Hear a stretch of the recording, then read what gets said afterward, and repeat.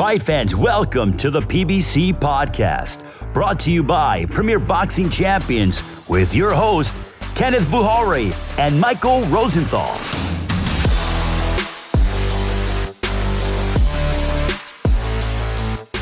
Welcome, everyone, to the PBC Podcast. I'm Kenneth Bouhairie.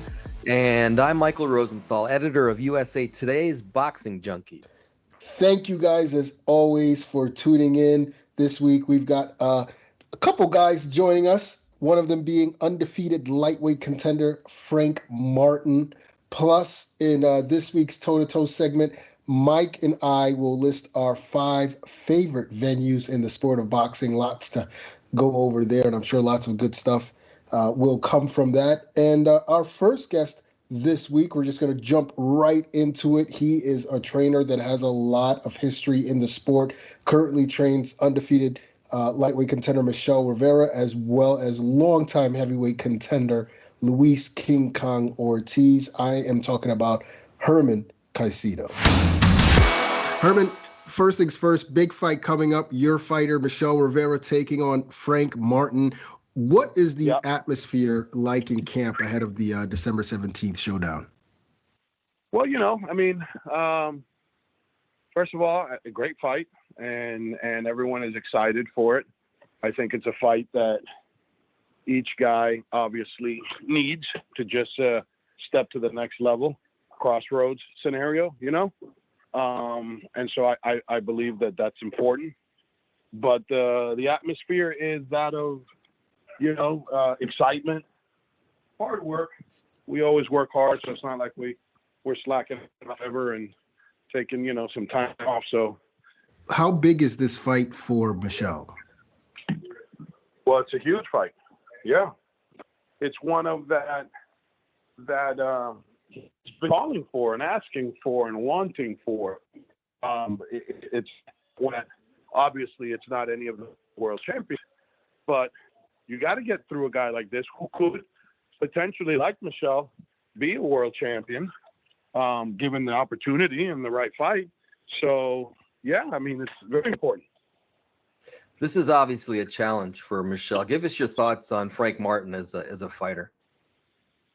Well, he's well-schooled. He's a strong fighter, and he's a southpaw. So my thoughts are all of the things I don't want to compete against. But,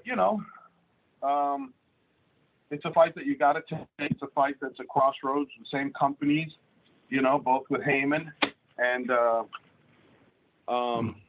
but, Michel is a guy that is a company man. He's going to do as he's presented and asked and proposed. And this was a fight that was proposed. And, Michel thinks very highly of himself, as I do. So if we both feel the same way, and I know his promotion feels the same way as they do with Martin, let's get it on. I know we could probably both avoid each other for now and maybe fight in the future to see who does what and how much of who does what.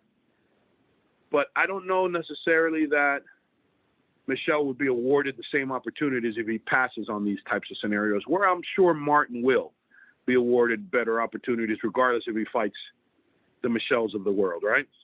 It's just the logistics of boxing, right? One's American and one's Dominican. So it is what it is. Yeah. You more or less just answered my next question, which is why take the fight? Because it's a big risk when you can go straight to a title fight. But you're saying that no, you really can't go straight to a title fight, because the only position that Michel would have been available, like to be kind of straight in a title fight, would be potentially in the WBA, I believe. But that's not guaranteeing anything with WBA. So, we've had fighters with the WBA, interim world champions one day, and they woke up intercontinental champions and nothing happened. Just from one day to the next, they decided, you're not my interim world champion anymore. So whatever. So there's no guarantees with the WBA or any sanctioning body for that matter. The IBF might be a little bit better, and the IBO, even though they're not really that recognized, but those are the ones that you can kind of hang your hats on. But the IBF, he's behind Shakur, and so they're about to take over that. Shakur and Lomachenko and that whole Bob Arum clique.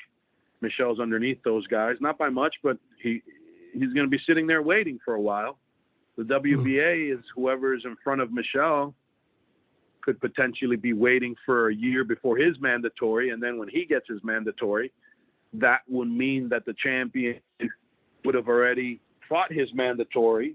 Therefore, he has, if he's a super champion, 18 months. If he's a regular champion, 9 months. So, I mean, just keep doing the math, right? It just keeps getting longer and longer. In your opinion, what advantages does Rivera hold over Martin? All of them. Size, speed, probably power.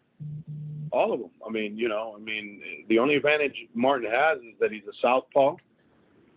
And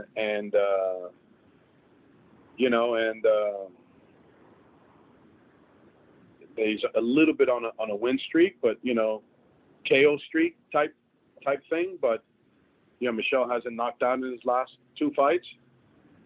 He's gone the distance. But Michel's fought the better opposition. Martin hasn't fought the better opposition as of yet. And Michel's bigger, taller, stronger. I think Michel has the advantage. I think Michel has the size, probably the speed, maybe even the style, adaptability to what he can do. And then Martin, obviously, being a southpaw and potentially maybe a better amateur pedigree. Michel has 0. I mean, he's got 20 fights, I think. He's got nothing, and they're neighborhood fights. They're no international, no national, no major competitions, no anything. He's a clean slate in that regard.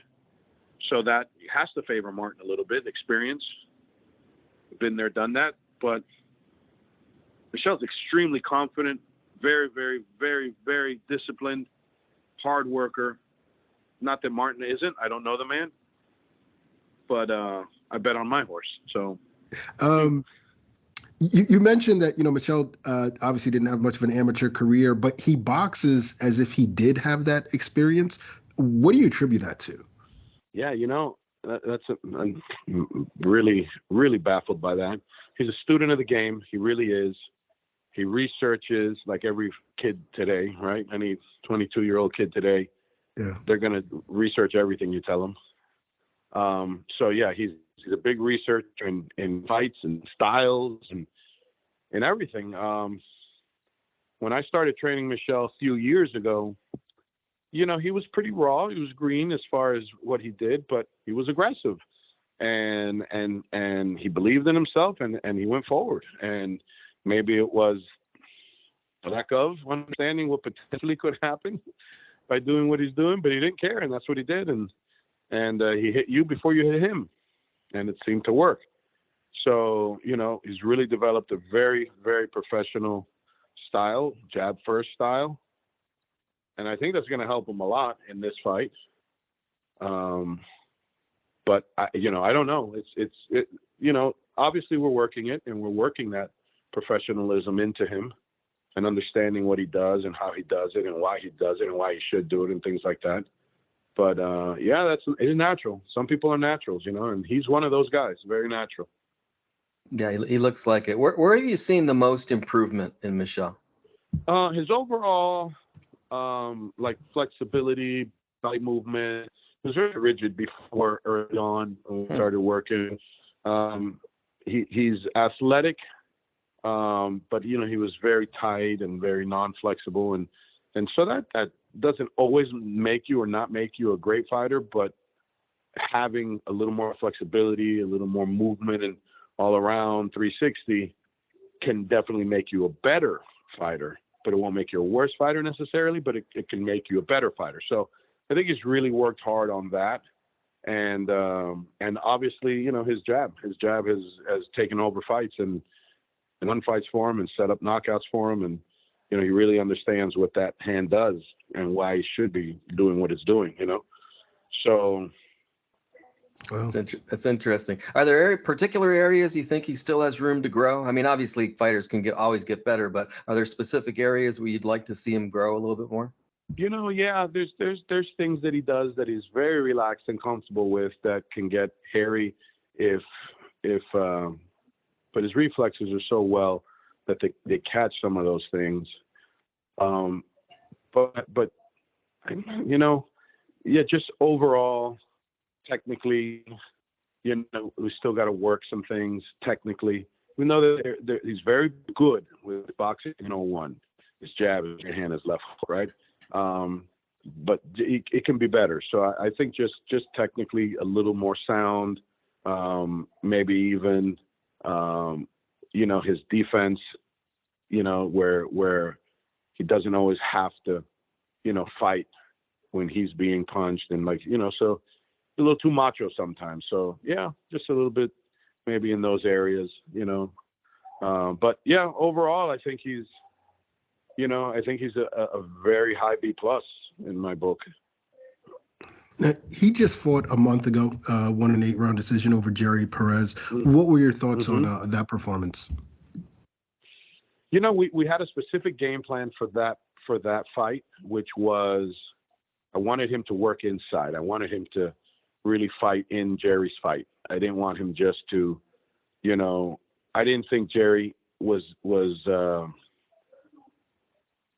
we took the fight on short notice because of the fact that we knew that Jerry wouldn't be able to beat us no matter what we did. We could have won a little easier on the outside, picked them apart and knocked them out, right? But I wanted Michel to take the opportunity in a little bit of a kind of high profile opponent to call Jerry, and high profile because he fought Frank Martin also in that way, right? So I wanted Michel to work his inside game, his body attack, and he did. And he made Jerry's fight easy for Jerry because he fought that way. So he made it harder for himself. We made it harder for ourselves, but we knew that going in. That was the plan. Let's get the knockout, but let's get it this way. So that was my thoughts and my idea for that. And sometimes they say you should do that in the gym and not in a fight. But we took it like that, like if it was going to be, a sparring session, tough sparring session with somebody, and let's try these things in real life, in real time, not just walk through and not just practice and things like that. So again, just adding what I would like Michel to be able to do in the future all around. Now, it was only a month ago. No concerns whatsoever about him jumping right back into the ring so quick? No, not really, because he was in great shape and he had a phenomenal camp for that fight that just happened. It wasn't even that we were prepping for a fight, because we were not. But our strength and conditioning nutritionist and my assistant coach, boxing coach Yuka, is in the firm belief that you don't finish the year off as a fat boy, and we didn't know whether we were or we weren't going to fight. But at the end of the day, there is a lot of fights at the end of the years, and typically promoters like these end of the year scenarios, and so anything could happen, right? So we took him to camp with us with Lewis for the Ruiz fight, and he got in shape, and it was Lewis and him. He actually helped Lewis a lot in getting Lewis in shape for that fight, and he got in great shape, and then his fight just kind of materialized on, hey, you guys want to fight in a couple of weeks? It's a, simple fight, blah, blah, blah. Yeah, sure. Why not? And so it kind of worked out the way that we were kind of anticipating that something could happen. So that was the thinking of that fight. And that's why we were in really good shape for it, Herman, we were talking about his future earlier. The winner of this fight could end up fighting Gervonta Davis. Is that a fight you like? Is that something you'd pursue? That's if it's the right money, it's a fight that obviously we would take. If it's not the right money, that's not a fight Michel has to hurry into, because he's 23 years old. He's a kid, he'll be 24 in March. So there's no real rush. Michel would take it in a minute. But it would have to make a lot of sense. And, and they have to pay him, high ends of whatever they paid Rolly or more, because I think Michel's a better fighter than Rolly, A, and B, a better name than Rolly, a real fighter, So with that being said, we'll see. That's an interesting question. The one that I really can't answer unless you know the money that's going to be offered immediately. If you're telling me it's over $1 million, I'm going to tell you yes. if it's a couple $100,000, he can do that with 3 fights. Well, what you say makes sense to me. Last question on Michel. How far do you think this guy can go? I think Michel can be a world champion and one for a long time. He really takes a lot of pride, and he's very, very, very proud of the work he does. He's proud of his outcomes. But I think that if he were to given the opportunity to become a world champion, that he would relish in it and winning it. I think you'd have to kill him to beat him, literally. So I really believe that the sky is the absolute limit for him with all those things.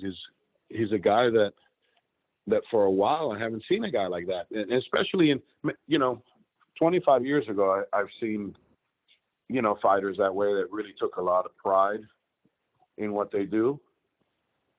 He's fighting. Yeah. Now, another one of your fighters, Luis Ortiz, he recently lost a close decision to Andy Ruiz. What were your thoughts on that fight and Luis's performance? I thought Luis did fantastic. I thought, the finale, 10, 11, 12, it was Luis pressing, coming on, doing the better fighting, doing the more damage. I think the flash knockdowns early were what hurt him. I did not believe we would get a fair shake in the judging at all. And that might have something to do with why Luis tried to go for the knockout early and engage and sit and just, potentially trade shots that, were going to be dangerous, because Andy's no dummy and he knows how to counter, and he probably, prepped really well for that. And obviously it worked, because he was able to get a couple counters and drop Luis, flash knockdowns, he got right up, never was really hurt at all. But those are points, right? So I didn't believe that would happen, that we would get a fair shake. And at the end, it seemed like we were. It seemed like if we don't get the knockdowns and it was just a 2-round fight, it looked like we won the fight. But I didn't think that would happen. And I may have made a rookie mistake in training, voicing that to him. And so that might have stayed in there a lot heavier than the rest of the game plan. But I wasn't upset with it. So very surprised that we were getting fair judging, guys. That's what I was very surprised with, because I would have sworn, that we were in California, with a Mexican fighter going to be getting, a shutout no matter what Luis did for Andy. So it didn't go that way. So that was a little shocking. Now, has Ortiz given any indication on what he wants to do next, or who he'd like to face? Well, Luis will tell you he'll fight anybody, and he really will. And there's names I think that have been thrown around, but it's not. It's going to be hard. These champions are still not going to fight him. I mean, he just went 12 rounds with Andy, who quote unquote destroyed Joshua. And Joshua's not going to fight him. Southpaws are not fighters that are necessarily handpicked, right? They're not like, I want that guy. So I understand, their thought process. The managers, fighters may even, like Joshua and every other fighter, may say, hell yeah, I'll fight Luis. Old ass man, I'm going to kick his ass. But then his team and managers and trainers are like, slow down, let's think about this. He just did this, he just did that. You don't want to lose to an old man, look bad to an old man.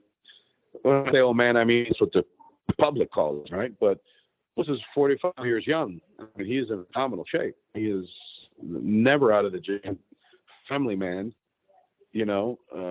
healthy. So he's going to be viable for a little bit still, right? I think every time he fights somebody that has a good name, the Wilders, let's say the Andy made a name for himself, so you got to give him that credit. Let's say it'd be anybody else. I think King Kong Ortiz adds the other side, And if it would be on a Showtime televised fight, I think it would be the highest ratings that television ever got. Unfortunately, it has to be pay-per-view to try and make the fight. Lewis brings ratings. So far, between all the fights that Lewis has been involved, the ratings have been records. From the shows leading up to fights to the actual fights to, whatever. He's exciting. He's going to knock you out. And at this point, it's fair to say that you're going to knock him out to win. That's it. That's the only two ways about it, right? So that's exciting for boxing, and that's exciting for the heavyweight boxing scene. So, I don't know, man. I think anybody at this point that makes dollars and cents, as they say. You mentioned the old man thing. You look pretty damn good for an old man the last time out, but he's not a kid anymore. What keeps him going?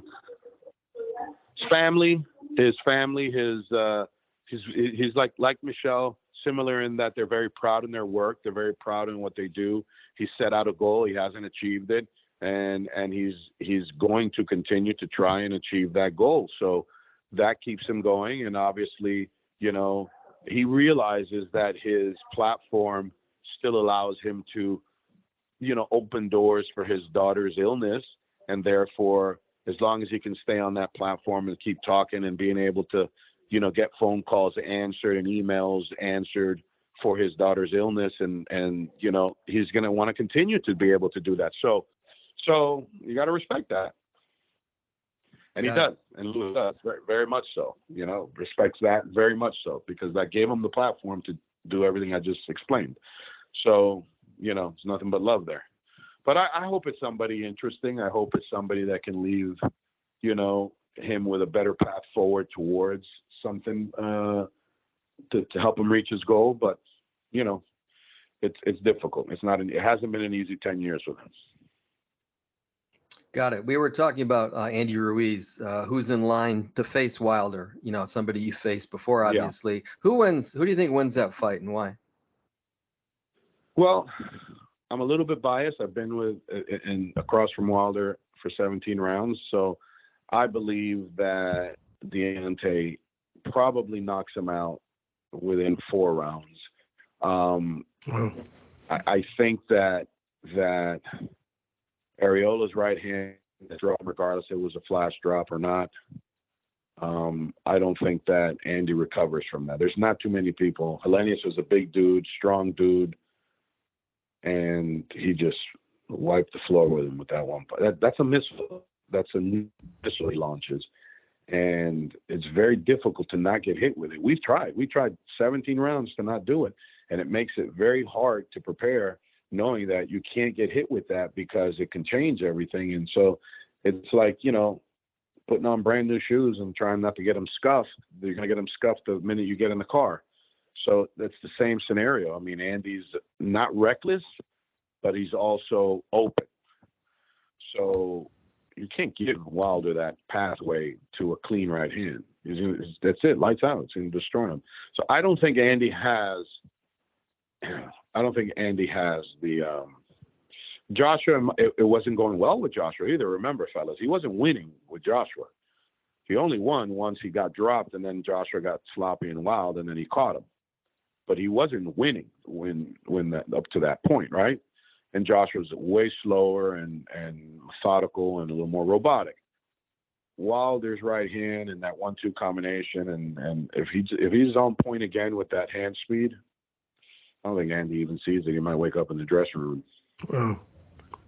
Now, Herman, a little bit about you. One of your early mentors was the late, great Angelo Dundee in Miami. Oh, how did you end up working with him, and what did you learn?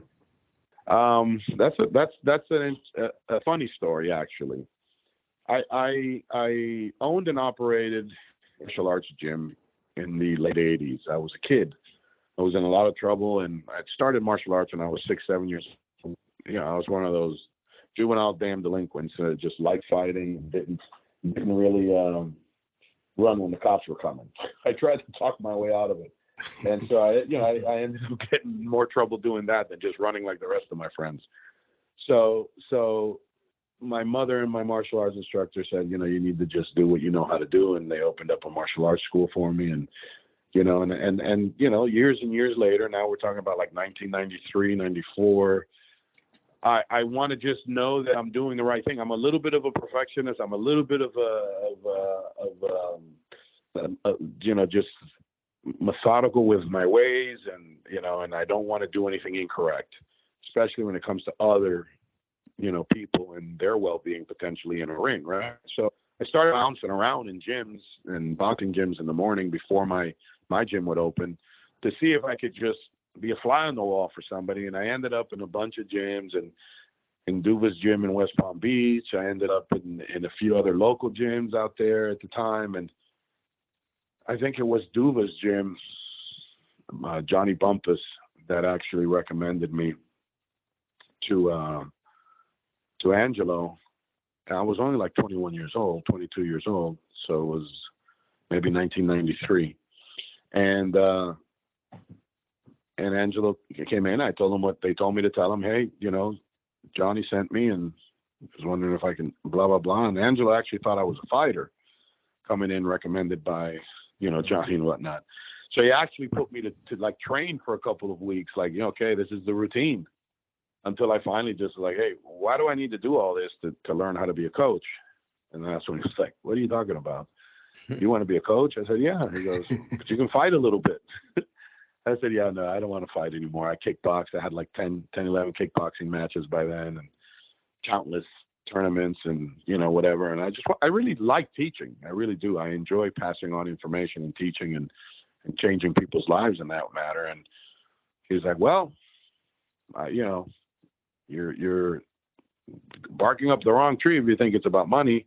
I had my gym at the time and I was doing decent. And I said, no, it's not really about money. He said, okay, great. So you got to be here at 10 a.m. This man is the gym manager. I'm the head coach, and you just be a fly on the wall. I was a fly on his wall for 8 years, and then that's how it started. And that's where I learned an amazing amount of stuff that I've used, that I've, really counted on over the years, more so for my corner work. That is, he's the first one that taught me the difference of what a cornerman is and what an actual trainer is that if you're lucky enough to be able to do both, then you'll be in the business for a long time. And I came from a training background, from a martial arts background, where you teach, and it's teach for no reason. There is no monetary reason to be a martial art instructor, right? There's not like there's pie at the end of the rainbow. There's nothing. It's just you want to become an instructor. Well, I guess you get to wear a black gi instead of a white gi, and you're the man now, right? So it really is. And so that's, for me, that's what it was, really. It was just I wanted to teach, and I wanted to make sure what I was teaching my kickboxers, punching-wise, was actually correct and thorough and accurate. And I fell in love with the sport, fellas, and that's what happened is I slowly transferred out of the martial arts and ended up closing the gym and just went full time into boxing. And before I know it, 30 years have passed. Wow. Yeah. I can relate. But yeah, exactly. But it was a lot of fun. I learned a lot. And like I said, the corner work is really where, was impressive to listen to and to be able to be a part of that over the years and hear him, break things down to simple things. And that's what, he would always say, these guys can't listen to, paragraphs of information. Give them key factors, give them what they're trying to do to them and what they should do to the other guy. Give them very simple information that's going to keep them doing well. And sometimes, you got to snap them out of something, but for the most part, it's not a training session. It should not be. That's a good cornerman. And then as a trainer, he saw the qualities in me as a trainer, and he's like, you're a very good trainer. Now let's make you a good cornerman. So I have nothing but admiration and love for Angelo. He was a very, very important person in my life, in that time. And his assistant, Louis Lagerman, also, we're the closest of friends still when we talk. So, it helped me. It helped me. But I don't want to take anything away from my martial arts also, right? Because that was years of my life, 20 plus years of my life early on, like I said, since I was 7 years old. And to this day, there isn't the discipline to be matched boxing with martial arts. No martial artist walks into a gym today, whether it be jiu-jitsu or taekwondo or anything like that, with any aspirations of becoming a millionaire or famous or a world champion. Whereas that's everybody's aspiration when they walk into a boxing gym as a young kid or as a potential pro or as a, whatever. Unless you're just going because you just want to lose weight, right? That's different. But martial arts is completely different in that way, whereas the respect is shown to that art regardless of what the end of the rainbow is, again, using that analogy again. And you stick to your instructor. That's who your instructor is, and that's who that is, and that's for life. That's who your instructor is, and you respect that, and you don't jump around. And the discipline is second to none. It can't be matched. So I brought some of that into my style, which was I'm going to include some of these disciplinary structures that I was taught to the fighters, and it's tougher to teach it to the guys that are already seasoned, but they catch on quick and they can appreciate it, because believe it or not, these guys really do want structure. They really do want structure. They don't like that free-for-allness, and then the young kids like the Michels of the world that came in with nothing, they thrive on it because everything is that way, right? So I'm blessed I was able to have done both, and both at a very high level, because my martial arts gym was very successful. And when I decided to not do it anymore, it was a difficult move, but I thought it was the right move at the time. Sometimes I question it now as a 53-year-old man, but 52-year-old, but because I was successful financially, was doing very, very well. But here we are, right? Right. Herman, you mentioned 30 years. We asked you what keeps Luis Ortiz going. What keeps you going? Damn. That's a good question. I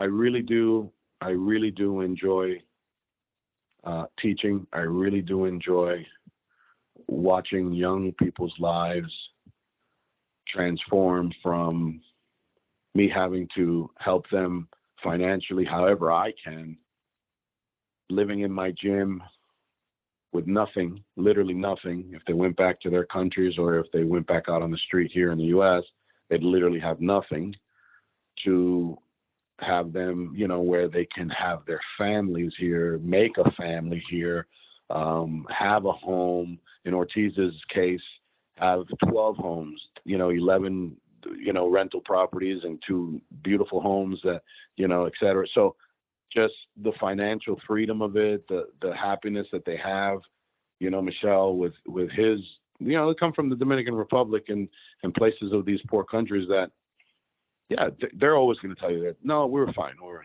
humble guys, right? That we were fine. But I've seen what we're fine is. I've gone to their countries and visited their homes and things like that. And some of the fighters that I've had from different places in Colombia and Puerto Rico and Dominican, and I'm not going to mention any names of who they were, but it's, you guys, it's a shed. It's if you guys have like a tool shed in the back that's big enough for, I don't know, a bathroom, 300 square feet. It's a shed. It's so when you can help somebody now do, fulfill their dreams and things like that. For me, it's just that is leaving that behind is more important, is the friendships that you make to this day, that I still have with all my fighters. Very, very good. I think that's what it is. Very good. Herman, last question, getting back to Rivera and Martin. Give us a prediction. I think Michel wins a unanimous decision. I think he finds a groove and just outboxes Frank for the 12 rounds. I don't necessarily think that it's going to be a knockout because of the fact that, and I think he'll be able to withstand what's coming his way. But I don't think he's going to be able to match, wits and hand speed and things like that. So Not taking anything away from Frank, I really do believe that he's a great fighter, and I think it's a fight that, you know, is going to be one of those crossroads for the guys where they both go off to greater things. I don't think it ruins any of them if they lose. I don't think it does anything for Frank if he loses. I think it might set Michel back a little bit because of the obvious that we've spoken about. But I don't think it does anything for Martin if he loses. I think it's something he can erase with 2 wins and he's right back. So, you know, it's a better scenario for Frank in that way. It's a little bit more, as they say, make or break for Michel. So, you know, yeah, I think we win. I think we win the decision. I think he's come too long, too far, too much, and wanted to just trip at the end zone, you know? Got it. Great stuff, Herman, and great to have you on the show. Please join us again. It was really interesting. Anytime, yeah, absolutely.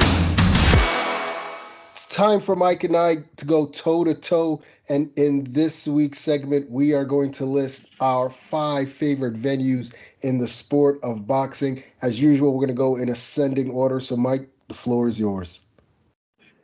I don't have much to say to preface this other than I did leave out some really great venues, including one in my own hometown. And also I considered AT&T Stadium outside Dallas, which is really spectacular. I saw 2 Pacquiao fights there. It was really an amazing place. But I went with 5 other venues, starting with my number 5, Estadio Azteca in Mexico City.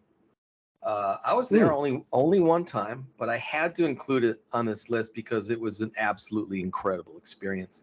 I was there when the national hero Julio Cesar Chavez knocked out Greg Haugen in front of 130,000 plus spectators in a cavernous stadium, a huge place that absolutely just rocked that night. Azuma Nelson fought Gabriel Ruelas on the undercard, if you recall. That's why I was there, because Gabe was a local LA guy. I recall that fans could sit in the rafters for about $1. You know, there was absolutely no way they could see the fight. It would be like watching ants from far away.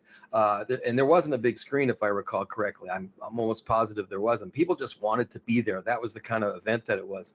And Haugen became a villain before the fact, after saying that Chavez fought nothing but Tijuana taxi drivers, which was like an insult to both him and the country. That only added to the drama. And when Haugen went down and out in the 5th round, you know, that place literally shook. I'll absolutely never forget that night. It was really, really a special night.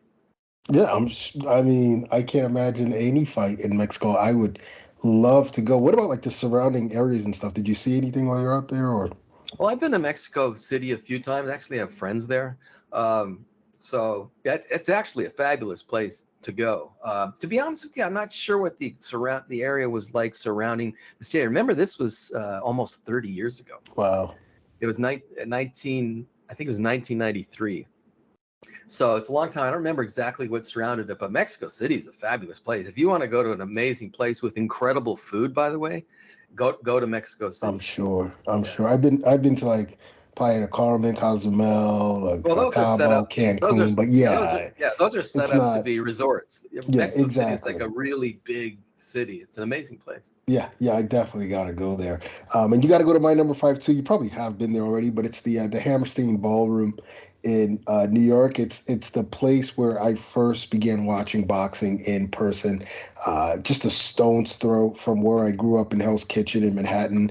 And I watched a lot of careers unfold there. A young Andre Berto, a young Peter Quillen, a young Curtis Stevens, Saku Powell, Paulie Malignaggi, Gary Stark Jr. I mean, so many Big Apple boxers, so much young talent, and also so many movers and shakers, you know, at these events. Of course, the knowledgeable Big Apple crowd. It was like seeing family, you know, every time I stepped in there. It's been ages since I've been back to the Hammerstein. I know they still do shows out there every now and then. And I told myself, you know, one day I'm going to return, get all nostalgic, and just recall where it all began.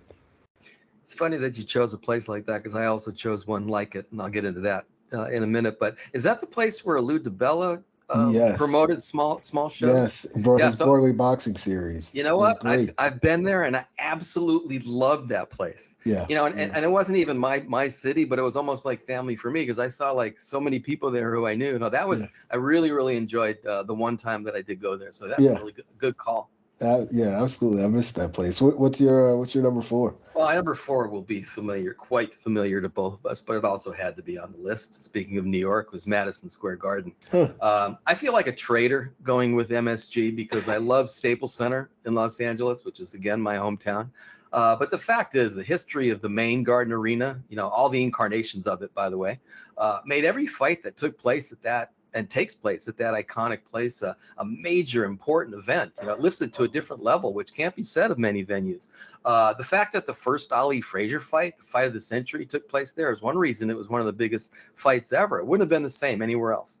The fact MSG is in New York City is another reason it's on my list for more personal reasons. That's my favorite city other than my own, and it's not even close. I love that place. So for me, that was a big part of the experience. Some of my best memories in boxing started with me walking up to that building above Penn Station and then stepping inside. It was always special, and I hope to be back there. Yeah, I mean, that place has a lot of history. And I don't blame you regarding New York, even though I'm biased. That area has a lot of history, and it hasn't changed that much as New York has changed. I mean, I guess a few things have changed, but really that area surrounding Madison Square Garden, Penn Station, there's like a Duane Reade, which is like a pharmacy. I mean, it's been there for ages. A lot of the buildings along the avenue where Madison Square Garden is, they haven't changed. They've been around forever. Macy's, of course. I mean, it's just a really iconic area. So many great fights at Madison Square Garden. So much history. The list is ridiculously long. Yeah, it's endless. My number 4 is also got a lot of history. Obviously, the MGM Grand Garden Arena in Las Vegas. Maybe it's because I've been there so many times, but I love the MGM Grand. It almost doesn't feel like it's a big fight if it doesn't take place there. And I also think part of the reason why I like it is, the hotel and casino sort of feels like a second home. There's like a pizza shop there that's really good. It's like New York pizza. Wolfgang's, of course, Kraft Steakhouse. The fights aren't too bad either. In recent years, Canelo Plant, Wilder Fury, Wilder Ortiz, Pacquiao Thurman, Pacquiao Broner. I'm looking forward to see what big fights land in that big fight arena in 2023. Yeah, I thought about including the MGM Grand for many of the reasons that you just mentioned. I've been there. I think maybe of all the big, not maybe for sure, of all the big venues, that's the one that I've been to the most. And it definitely feels like a home away from home, especially for me. I drive to Vegas usually. So I've been there a zillion times, and I'm really familiar with all the restaurants that you just described. But I guess maybe one of the reasons I didn't choose it is because once you get inside, it's really just a venue. But I guess that's okay. I guess everything surrounding it's what makes it special. And I've seen some incredible fights there, including both Holyfield Tyson fights. So, oh man, a lot of unbelievable memories at the MGM Grand. I can only imagine it was like for that first Holyfield Tyson fight, because at Tyson, home I was losing my mind. No, it was. I don't think I've ever had a more electric I say the only thing that was more electric was when George Foreman knocked out Michael. The moment George Foreman knocked out Michael Moore, I've never experienced anything like that in my life. But almost all those Tyson fights were just crazy. Like the ring walks were just absolutely nuts. But for that fight, it was especially nuts. No, it was crazy. But just being at a Tyson fight at that time, there was nothing like it. Yeah, and historic fight like that. That fight made me fall in love with boxing all over again. That turned me from a fan to a fanatic. And then we went to the ear-biting fight. So it was like the highest high and the craziest crazy. Yeah. Never forget those. Let's go to number 3. I'll kick this one off. My number 3, it's not necessarily known for its boxing, but man, it sure feels like it was made for boxing, and that's AT&T Stadium in Arlington, Texas. Yeah. It's home of the Dallas Cowboys and Errol Spence Jr. First of all, as a serious foodie, any trip to Texas is welcome. I mean, I come back from those trips 5 pounds heavier Barbecue. each time. Yeah, I mean, it's divine over there. But, beyond that, an Errol Spence fight in Texas is just so electric. I remember when he fought Mikey Garcia and the atmosphere was unbelievable. And then when he fought your Dennis Ugas, it just, brought back all those memories from that Garcia fight. That had to be, the Ugas fight had to be one of the more electrifying nights I've witnessed. The crowd when Errol walked into the ring. Keep in mind, he was coming back from that eye injury. And of course, there were still questions about whether he had recovered from the car accident. And so when his ring walk music began playing, the explosion, I mean, from the crowd, the love they gave him. And then when he stopped Ugas, I mean, the stadium was just insane. And speaking of the stadium, state of the art, they got that huge 90-foot Jumbotron. I mean, everything about it is just bigger than 90 feet. Is it bigger than 90 feet? I think it's closer to like immense. 50 meters. I think it's like 150 feet. It's ridiculous, Yeah. If I didn't hate the Cowboys so much, I might even go there for a football. But for now, I'm just going to stick with the Spence fights. I'm glad you included. I'm really glad because it gives me a chance to talk about my own experiences there. So I was there twice for 2 Pacquiao fights. When Pacquiao was at his peak, by the way. So it was really kind of a special time. Right, Claudia and Margarito. Margarito, that's right. Right. And the thing about this, first of all, like you said, the stadium is amazing. I haven't been to the new stadium in LA, which I understand is just through the roof spectacular. So for me, the most amazing stadium I've ever seen is that stadium. It's really, especially when they open up like the side, like they could just make it open air almost. I don't even know how they do that. Right. And then that replay, the instant replay screen is just absolutely enormous. I remember looking up and Manny Pacquiao was like 200 feet high. I mean, it was just really mind-boggling. And it was pretty packed, even though there was no local guy fighting in the fight like a Spence. Yeah, I think around 50,000 give or take for both fights. So really, really special experiences at AT&T. Absolutely. What's your number 3? So my number 3 is my little venue. It's the Country Club in Reseda, which is a little area of the San Fernando Valley area of LA. Now, not many people beyond me and Joe Goosen and Tom Brown will be able to appreciate this choice, and it's their loss. I cut my teeth in boxing at the Country Club, which was a small concert venue. It held like 1,000 people. That the Goosen boxing family called home, once upon a time. That's where they staged their shows. It was an old school venue, the kind you might think about like in the 1940s or 50s, where cigarette smoke wafted above the ring and like every spectator was so close he or she could feel every punch that landed. It was as if the scene should have been viewed in black and white, not in color, if you get what I mean. Super old school. And there were some great fighters fought there. The Ruelas brothers sort of got started, and that was their launching pad to their world titles. Michael Nunn, Terry Norris. There's a lot of really good fighters came through there. It wasn't just club fighters. It was some world-class guys I got to see from really up close. And I could just go on and on. There truly was something magic about that place on Fight Night. Maybe it was because I was starting out as a boxing writer and I had never really been exposed to big time boxing before that. But there was just something about that place and the people involved that just made it incredibly special. Some of my best memories in boxing took place there.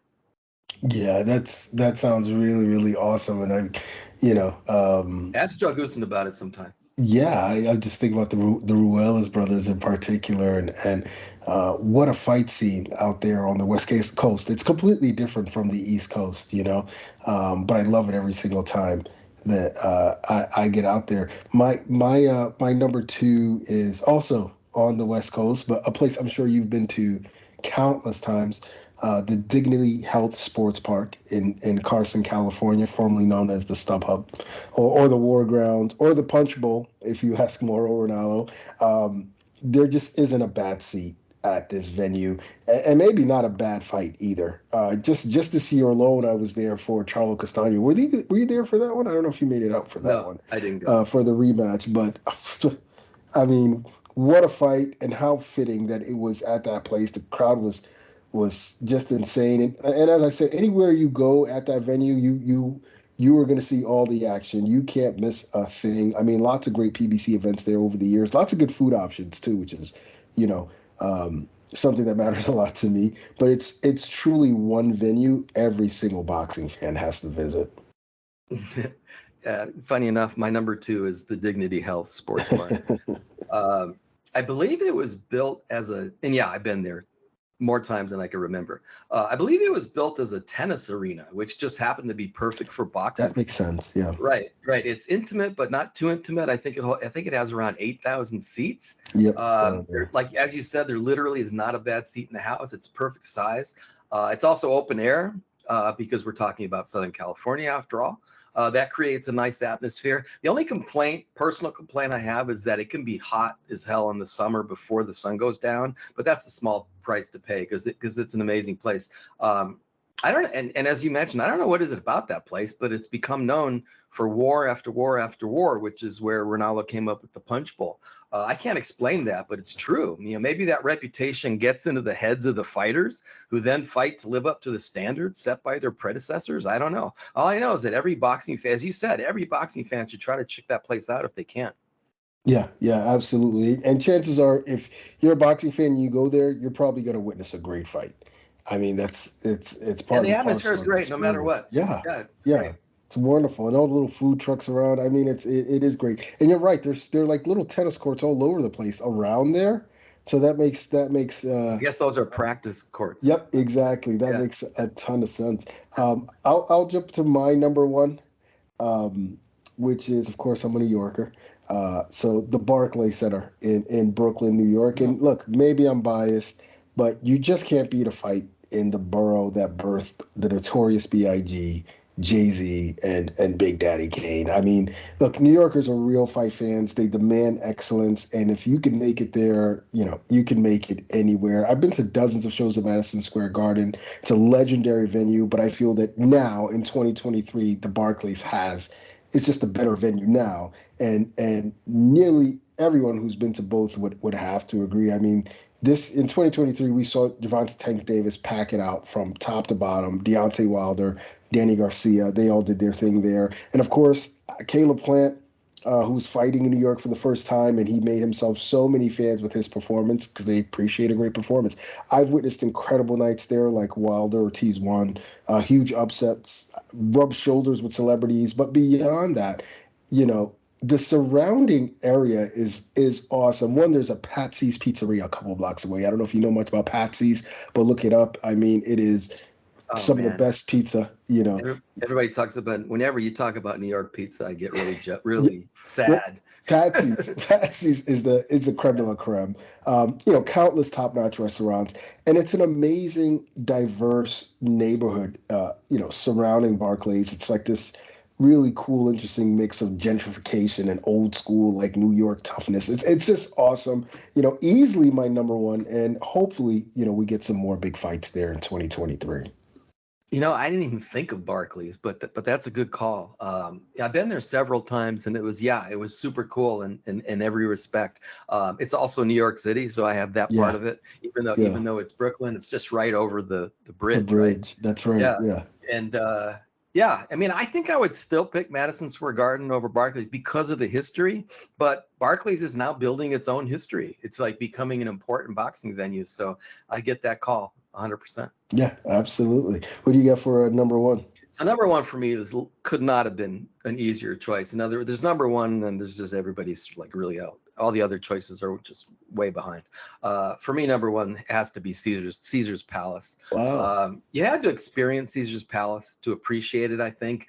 The fights didn't take place in an existing venue. The organizers had to put together a temporary structure in a parking lot for every event, which created just an unmatched setting for a fight. There was nothing like watching the best fighters in the world with 15,000 screaming people under the stars in the epicenter of big fights, which you have to say Las Vegas probably is or has been for quite a long time. Caesars, to me, became similar to MSG in one sense that, if a big fight took place there, the venue itself made it an even more important event. This will sound like a little bit like a cliche, I guess, but I remember sitting at press row there many times and thinking it just in terms of boxing, watching a boxing event, it just doesn't get better than this. It really is the best place that I've ever been to for boxing. Of course, there were drawbacks. The open air setting allowed Fan Man to parachute into the ring during one of the Holyfield Bow fights, but that happened only once. Caesars was the venue for a lot of years, and it broke my heart when Caesars got out of boxing and the MGM took over. Not that the MGM is a bad venue, it's not, but it just wasn't the Caesars Palace. But nothing was Caesars Palace. The atmosphere there was just unique in the absolute sense of that word. Yeah, it's almost Caesar Palace. It's almost mythical for me. Obviously, I never saw a fight there, but I've seen so many fights on TV from there. Why did they get out of the sport? I mean, was there any particular reason for it, or? You know what? I probably knew that once upon a time, but off the top of my head, I think as people make business reasons, why did HBO get out of the sport? Yeah. Which also breaks my heart. I think Showtime does a fantastic job. I love those guys over there, but I miss HBO. I don't know why. I don't know why they got out. It was obviously it comes down to money. Yeah, it's just crazy. Like when I pop in old great fights on YouTube and see Caesar's Palace and see all these 80s celebrities and so forth at the fights, and it was just a regular thing, back then for them to be there. And I kind of miss those days. It just speaks to a golden era of boxing. Hey, boxing is still alive and kicking though. And so are we. We are going to go ahead and bring in our next guest. He is an undefeated lightweight contender who's taken a major step up in class when he takes on a fellow unbeaten fighter in Michel Rivera Saturday, December 17th on Showtime. We can't wait for this fight. I'm talking about Frank the Ghost Martin. Frank, you have the big fight with Michel Rivera Saturday, December 17th. First things first, how excited are you for this opportunity? I'm excited. I get to go out there and test myself again against an undefeated fighter. So, I'm excited for that right there. Now, I mean, this is obviously another step up for you. Is this camp any different from the previous camps, or is it the same routine? It's pretty much the same. We added a few different things into this camp as far as like strength conditioning, actually being consistent with it. But for the most part, it's pretty much the same. Okay. Obviously, this is an important fight for you, but how important is this fight for you in your career? I feel like this fight right here is kind of like the fight that'll put everybody on notice, because I feel that a lot of people in the boxing world are pretty big on the guy, Michel Rivera. So I feel like this fight is kind of like that fight that get me right in the door and also get me like closer to that title with it being a title eliminator. Excellent. So you're promoted by Errol Spence, who's been in many, many big fights like this. Does it help having him near you? And what advice is he giving you going into a fight like this? Yeah, it's helping. It's helping a lot. And actually, we've been doing a lot of training together and just a lot of different things together this camp. And it's been a big help. It's been a big help to me. What does it say, about you and him that he, as your promoter, he trusts you to step up in this kind of fight? How does that make you feel? It makes me feel that he believes in me. He see me work in the gym.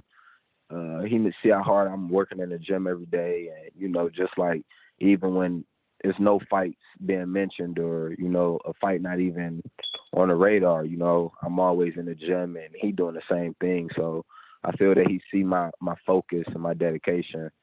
So I feel like he knows it's something that I can handle. Yeah, we all see it, man. I've never seen. I mean, we see you on IG every day. You're in the gym, embarrassing the rest of us. But we don't normally see many fights featuring two young rising stars like you and Rivera because of the obvious risk. Why would you take? Why did you decide to take this fight? I mean, I feel like sometimes when you gotta just go out sometimes and basically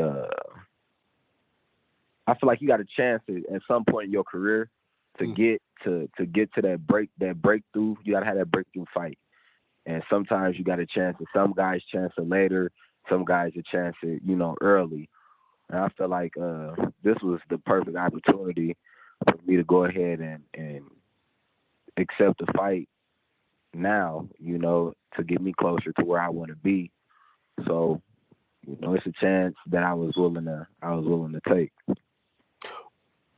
What makes Rivera a challenge? The guy can fight, he can fight. I feel like he's a true fighter. He can box, he can sit and fight you on the inside. He got good power, good speed. I feel like he got a lot of good tools, so getting in there with him, I'm actually excited, to be able to challenge myself and, show everybody what I got against an opponent like him. Frank, your last fight against Jackson Marinez was another big step up for you. What did you learn during that bout? Well, that fight, I didn't have much time to prepare for the guy, so a lot of things in that fight was kind of a wing, but it taught me, like, I had to dig deep. I had to kind of dig in that fight and figure it out, with the help of my corner, Derek James and Maurice James. But for the most part, it showed me a lot about myself, like when sometimes certain stuff might not work, so you gotta find different avenues and try different things to get it going or whatever, even when you're uncomfortable or certain things that normally work for you isn't working for you. You gotta kind of just bite down sometimes and get the job done, and that's what I did in that fight. In retrospect, even though you didn't have a lot of time to prepare for the Marinez fight, it was actually really good that you went through that. It sounds like it helped you in terms of your development. Oh yeah. I feel like it definitely, took me up an extra notch with my confidence, just my understanding of the game a little more, and then also with the guy being a taller, rangier guy, giving me that understanding with that as well. Yeah, that was my next question. Did fighting a tall, long guy like Marinez help you prepare you for this fight? So it sounds like it did. Yeah, and I also feel like those guys kind of a little similar in style. They do things different, but for the most part, I feel like they kind of pretty much like not exactly the same fighter, but it's kind of going to be the same thing. I kind of feel like, but just a little Rivera sharper. That's about it. Got it. So tell us why you think you're going to win this fight.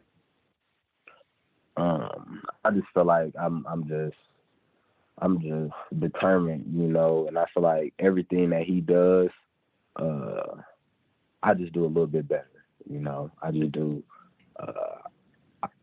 I just feel like I got more power, more speed. I'll be the smarter man in the fight that night. I just feel like I got a little too much for him. Now, if you win, you're going to be in an extremely strong position. Who would you like to fight after that?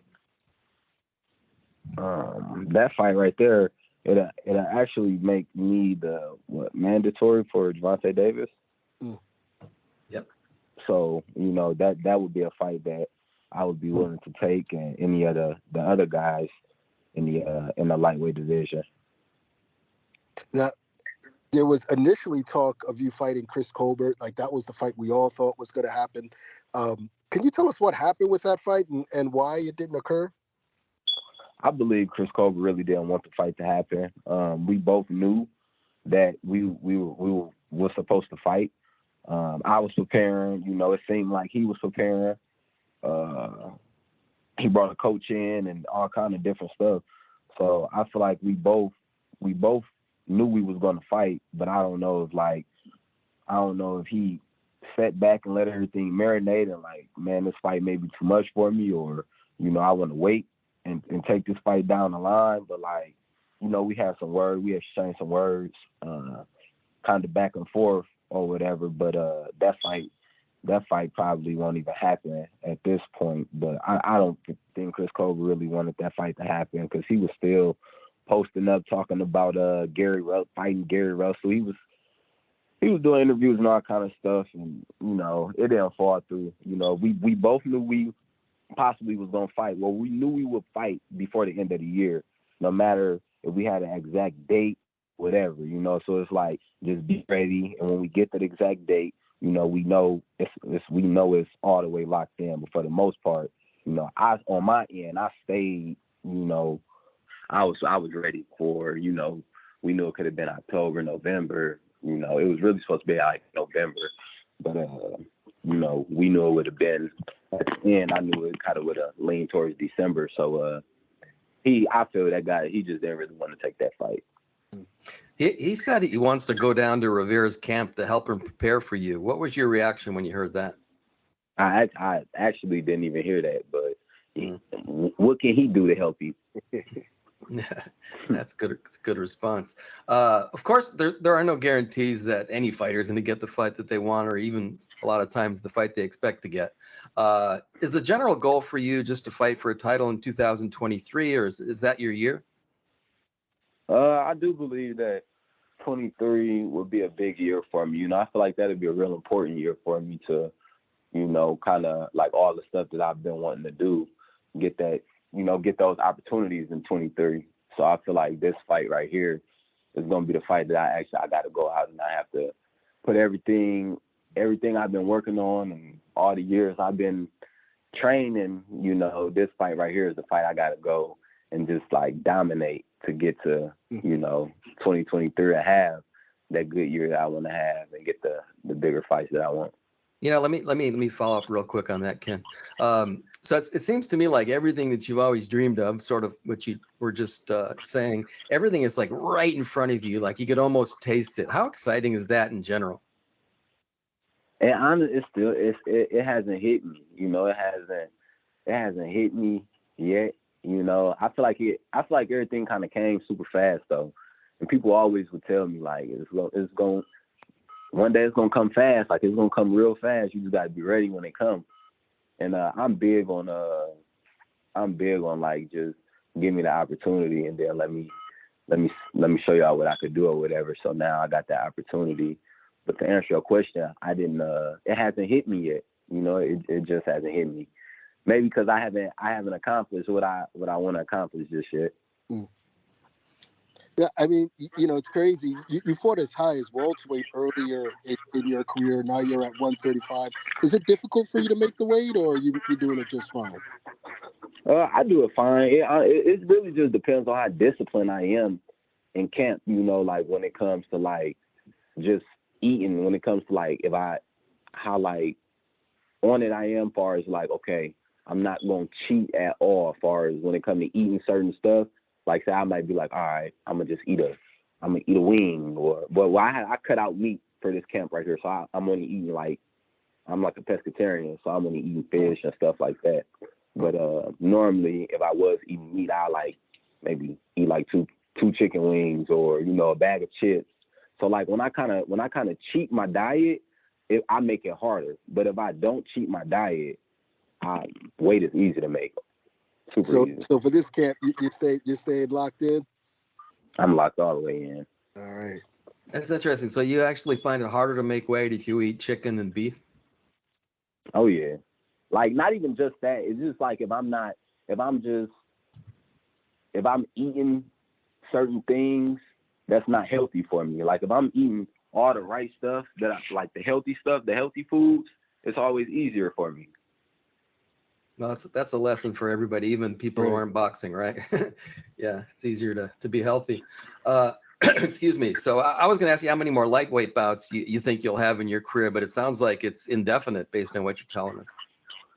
Yeah, I can chill here at lightweight, for a while. I do want to go up to 140 eventually, but right now I'm just try to make as much noise as I can at 35, and then when I feel like I can't make that weight no more, I just move up to 40. So Frank, finally, big question. You're in your prime. What do you want to accomplish in the next few years when you think about what are those dreams that you're telling us about? In the next 3 years, I honestly wanna have all the belts.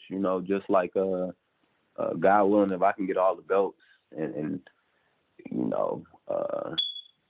be in a position, like I feel like Devin Haney is in a great position, so I feel like tables turn sometimes giving certain guys opportunities. So like to be able to be in that position, that's definitely a big goal of mine right there.